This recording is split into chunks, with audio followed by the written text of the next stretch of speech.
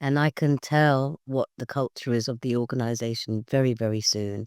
How the receptionist at the front desk responds to you, if you are physically in the location, of course, how people interact as you're walking through the building, whether they are helpful, whether they're pleasant to you, or everybody stares at you because you're from outside.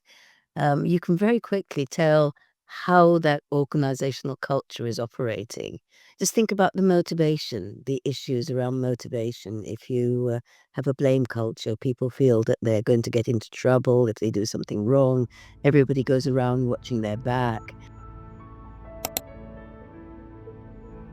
I'm Drew Leifheit, a journalist investigating how corporations and their leaders tick. So who better to talk to than Kanthi Ford?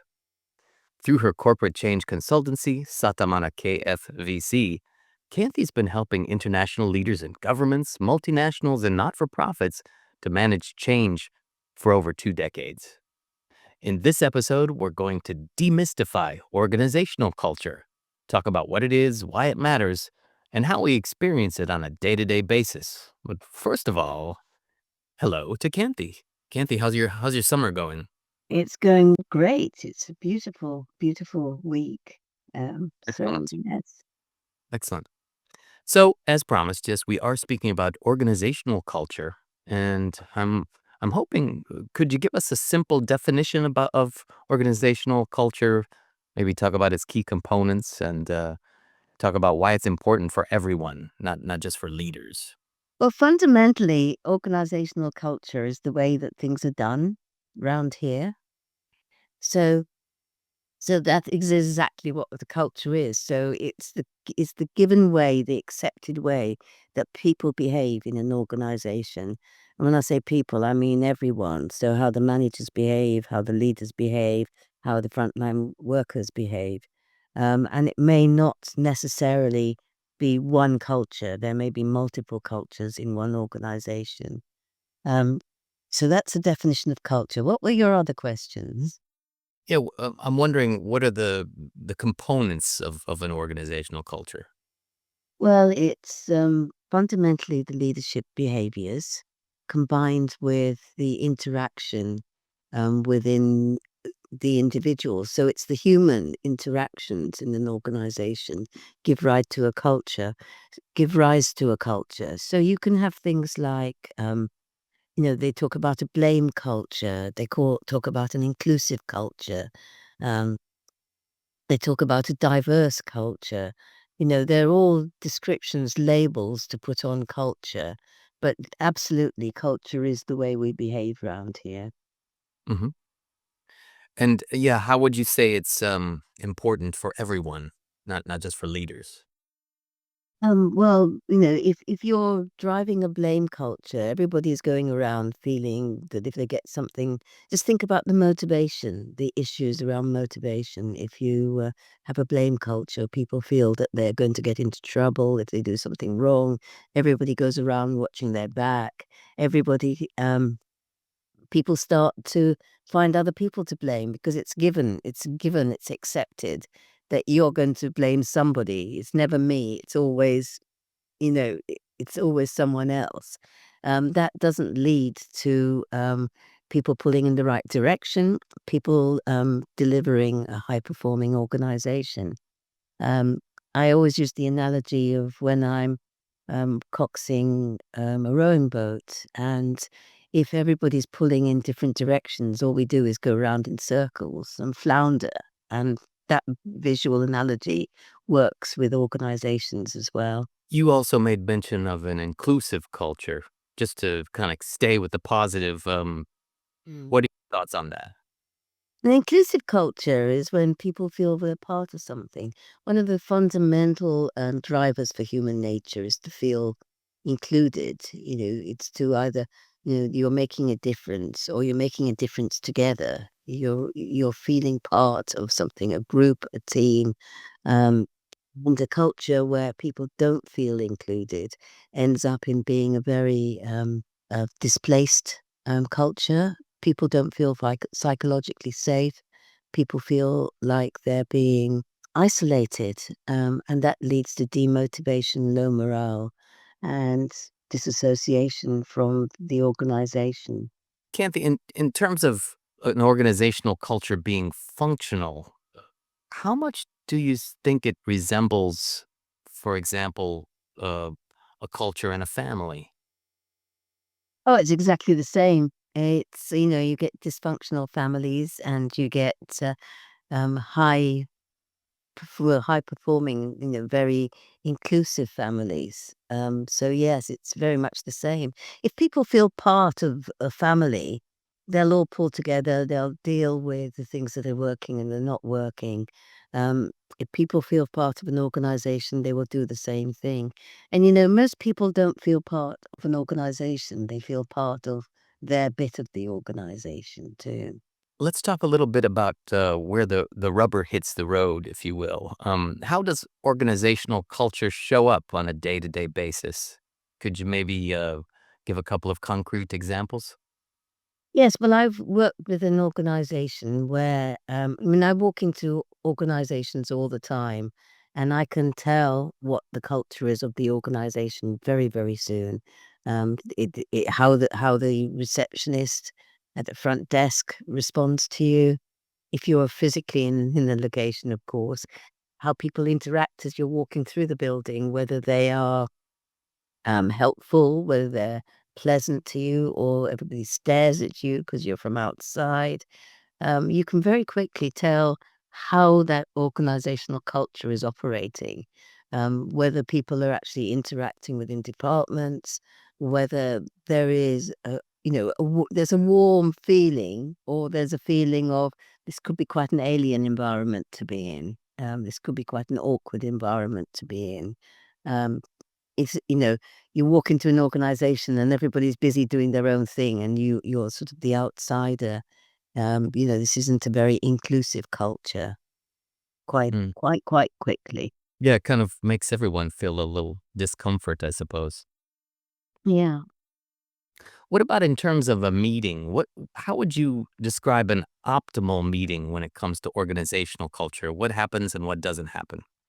My idea of a high performing meeting is a clear meeting that's set with an agenda, that people stick to it, that there's an owner for each action at the end of the meeting, and it's clearly defined beforehand.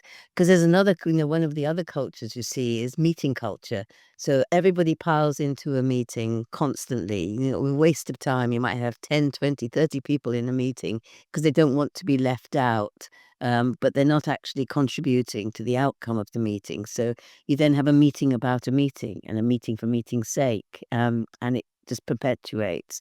So, there are simple ways to have meetings in organizations as well. How much should confrontation and or accountability be a part of a meeting? Why should confrontation be part of a meeting? There's no reason why you shouldn't challenge, others. If there's an let's take it back to the ground level, okay? If it's an inclusive culture where I respect you and you respect me, and you then challenge something I'm saying, you know, we're all subject to having different ideas, different values, different beliefs. So it's really important to get somebody else's perspective. That's not confrontation. That's challenge.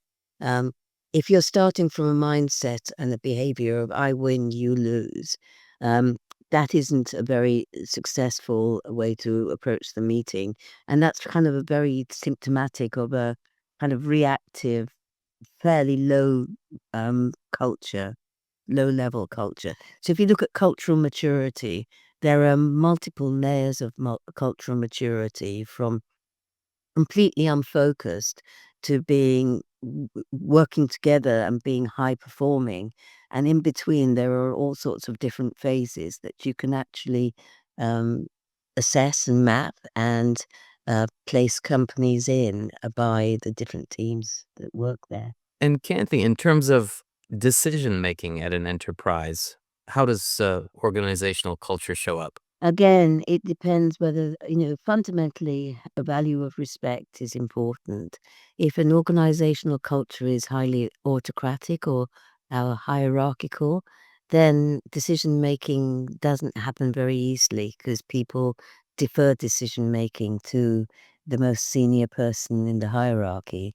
But if it's a very flat organization where there's um, decision making that's not hierarchical, you get more consensus. However, the other extreme is consensus driven organizations. And I've worked with several of them, particularly in the Nordic region. And no decisions get made at all because everybody has got to buy into it. So we go from one extreme to the other. But literally, if somebody at a senior level in an organization, in the hierarchical organization, makes a decision, it's kind of my way or the highway without explaining why they've made a decision and try and engage people in that decision, then they're kind of sort of doomed, really. That can be really tough, though, if some consensus has to be reached. I imagine there are many times when people tend to think they should lay down the law and just make a decision. No. It depends what kind of personality they are and what they see as their final outcome. It's just otherwise you end up with decisions for decision's sake, as opposed to, if you're looking at the ultimate good of the organization, that's one thing. If you're just looking at making a decision because you want to move on, well, it might be the right or the wrong decision. Um, that's why it's important to get other people's perspectives early on. It was interesting what you said when you were talking about how you can get a sense for what an organizational culture is by things, let's say, yeah, how you're greeted at the reception area, things Mm. like this. When it comes to organizational success, how is that reflected in things such as, the success of the business, retaining employees, and productivity? Okay.